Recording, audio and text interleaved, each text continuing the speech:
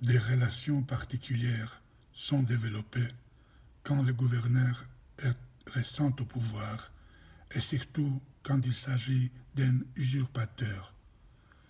Dans ce cas, le peuple montre une compassion pour son chef écarté et une haine pour le gouverneur illégal qui est en général strict et cruel.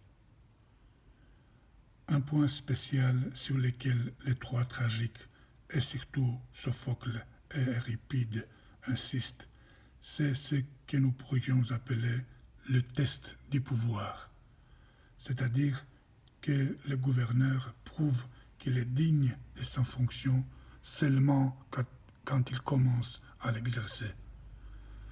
Pourtant, tandis que Sophocle formule cette maxime objectivement et indifféremment, chez Euripide, le peuple est plus brave pendant la guerre et plus sage pendant la paix que ses gouverneurs.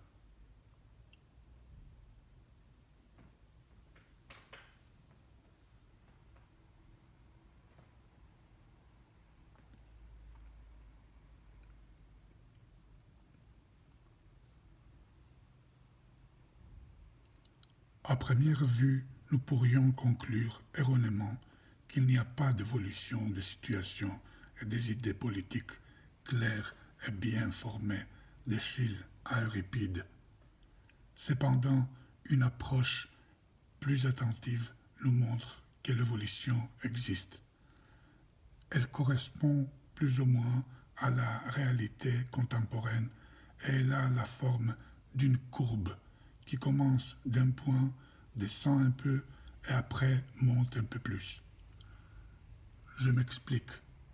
Chez Échille, première décennie de la démocratie athénienne, le peuple acquiert une certaine indépendance, liberté et dignité. Mais le pouvoir, et surtout le pouvoir légitime, reste toujours respectable et presque intact.